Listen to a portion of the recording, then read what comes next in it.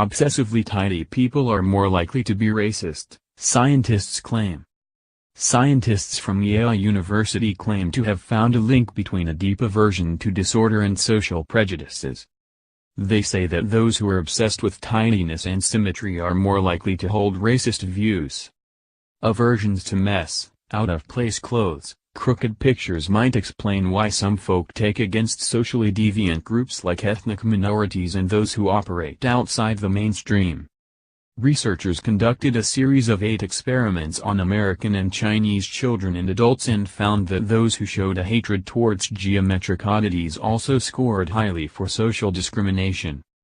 Participants were asked to respond to images of broken visual patterns and fictional scenarios in which there were clear social segregations. One of these scenarios took place in an imaginary city which was inhabited by obese people, cross-dressers and people suffering from severe skin conditions. They found that those who showed hostility towards these groups the ones who also seemed to be put out by the broken patterns.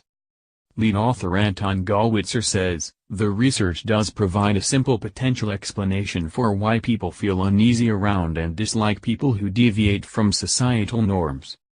Now obviously this isn't to say that anyone who enjoys a tidy home is a raving racist, or that those suffering from genuine OCD are a load of fat-shaming fascists.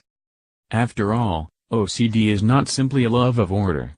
It's a debilitating condition which relies on rituals and routines being performed for the nth time.